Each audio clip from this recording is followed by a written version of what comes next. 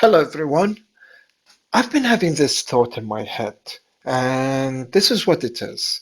I've been wondering, are planets and organisms around the universe evolving at a different pace depending where they are located in the universe? Please allow me to explain, but before we get to that, let me just cover some bases with basic physics. So let's get on to it. Now, a lot of you know about Einstein's theory of special relativity, and what he said is that the speed of light is always constant and time is relative to the individual.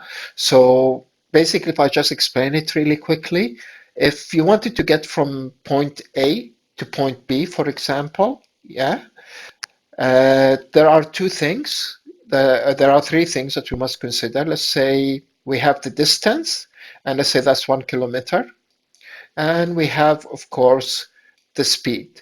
And let's say we're traveling at 1 kilometer per hour, for example.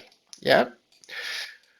And what scientists have discovered, not discovered, but found out, is that we have distance, we have speed, and we have time, right? Now we know that from point A to point B, the distance is 1 kilometer. We know our speed isn't changing. It's going to be 1 kilometer per hour. So if the speed of light is always going to be constant, then one of these, distance, speed, and time, has to be changing to be able to accommodate that. So is it possible that time is dilating? And scientists found out that yes, time is dilating. The closer you get to the speed of light, the slower time moves for you. So let's take a quick example of that just to make things a little simpler. Let's say, for example, we have Alex and Bob, right? And we are in planet Earth, and here's Earth, and here's Alec over here. Excuse my drawing, guys. So we have Alec right over here, and we have also Bob right over here. Now, we're somewhere in the distant future, and Bob decides to take a spaceship.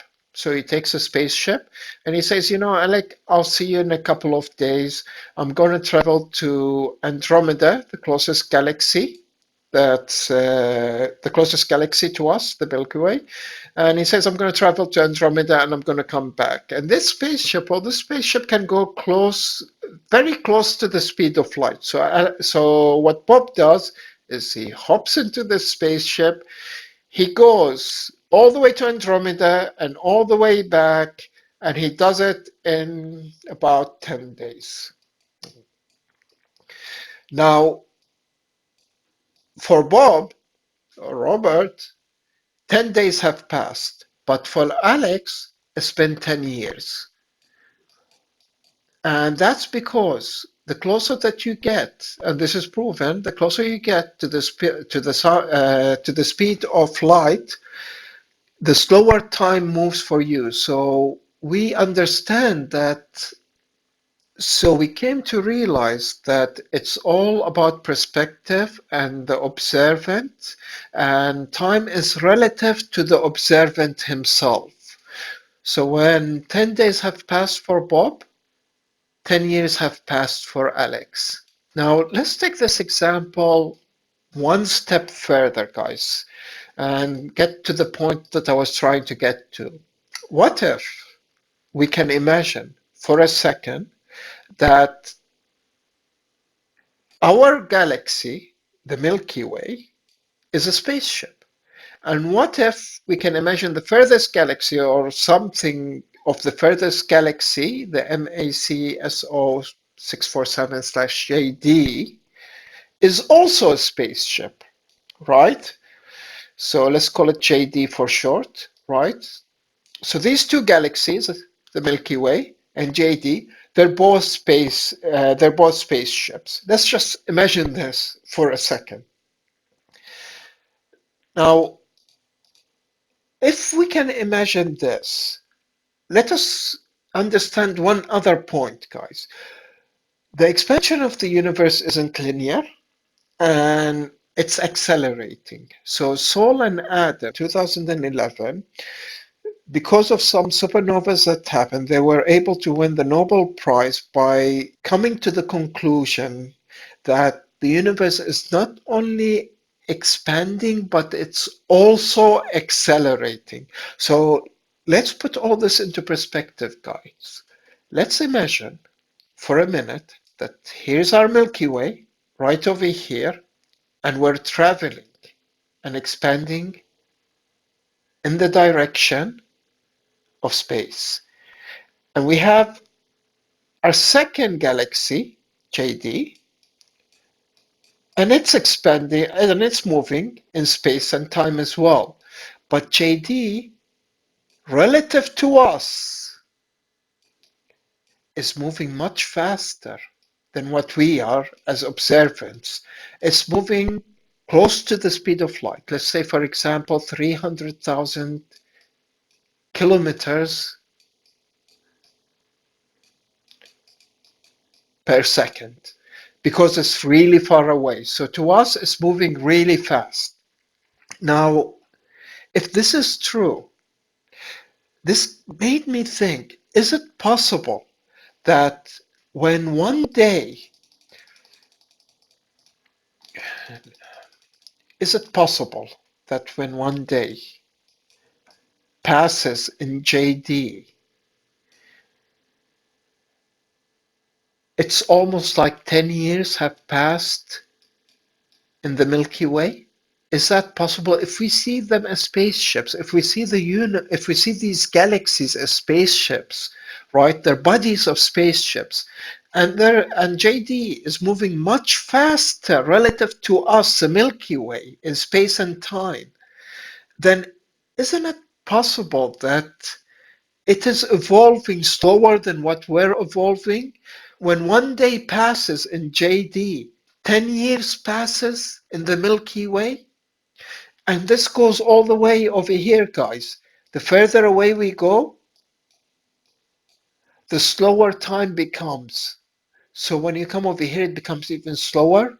For these galaxies, it becomes slower, slower, slower, and slower. Time moves slower.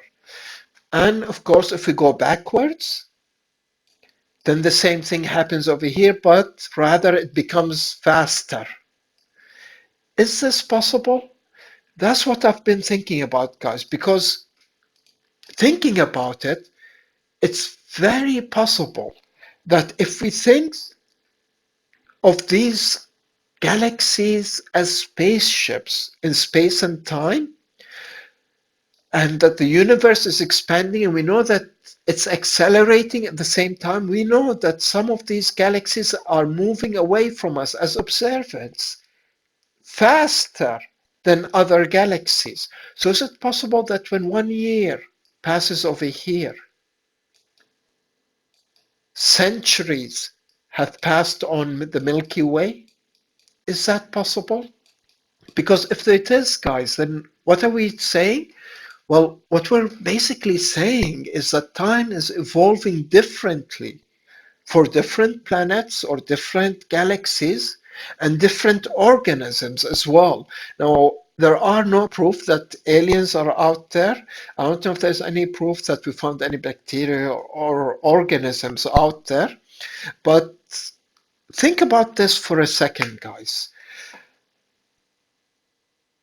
If there were organisms in, for example, the planet or the galaxy JD, there's a planet in here, and there are living human beings or living organisms over here, right? When they discover fire, since time is moving slower for them, we've already discovered we're in the technological era because time is moving much faster for us. Now, what does this mean? Let's look a little bit into the future. So let's say another billion or 10 billion years go by, right? And Earth is all the way over here. And then there's another planet over here. or another galaxy over here, and the Milky Way is over here. Now, for this galaxy, since we're moving faster in space and time, for this galaxy over here, what happens is time is slower. So let's say that, for example, we come to our next evolution, and let's say that evolution is transhumanism, transhumans evolution.